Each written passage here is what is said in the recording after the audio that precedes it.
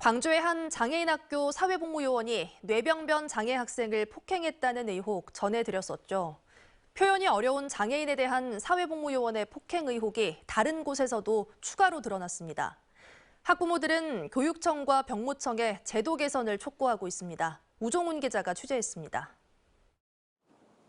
학생들의 신체 재활을 돕기 위해 마련된 광주 북구 장애인학교의 교실. 이곳에서 뇌병변 장애 학생에 대한 사회복무요원의 폭행을 보거나 전해들은 동료들은 그쪽 런닝머신 타는 곳에서 때리면 선생님도 안 보니 괴롭힐 수 있다. 신체를 때리면 말 잘 듣는다며 선생님이 안 계신 반에서 말하고 다녔다라고 진술했습니다. 사회복무요원과 학생 둘만 남았을 때 문제가 벌어진 걸로 보입니다. 담임선생님하고 통화를 하는데도 절대 몰랐다고 부정을 하셔요.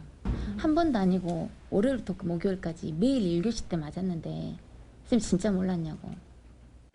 학교와 사회복무요원을 관리하는 교육청과 병무청도 폭행 의혹을 몰랐습니다.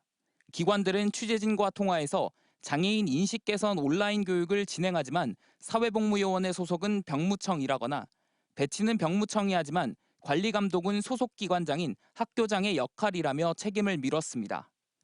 복무요원들한테 이 친구들을 이 장애 있는 친구들을 맡기고 있다는 그 시스템 자체도 좀 놀라웠고요. 장애인 부모단체는 지난 10월 광주 한 주간보호센터에서도 자폐성 장애를 가진 20대가 사회복무요원의 폭행을 당했는데 피해자가 부모에게 고통을 호소하기까지 시설은 알지 못하고 분리 조치도 이루어지지 않는 등 장애인 시설에서 문제가 빈번히 발생하고 있다며 제도 개선을 촉구했습니다. 교육청이 되어지든 아니면 그 학교에서 배치된 사회복무요원들에 대해서 장애 학생들의 교육이나 인권에 대한 부분들을 조금 더 세밀하고 치밀하게 함께 고민해줘야. 사회복무요원의 1대1 교육의 적절성에 대해 장애인 학교 측은 답변을 유보했습니다. 교육청은 사회복무요원이 교사 지시 없이 단독으로 교육할 수 없다며 사회복무요원이 배치된 광주 전체 장애인 학교 실태를 점검하기로 했습니다. MBC 뉴스 우종훈입니다.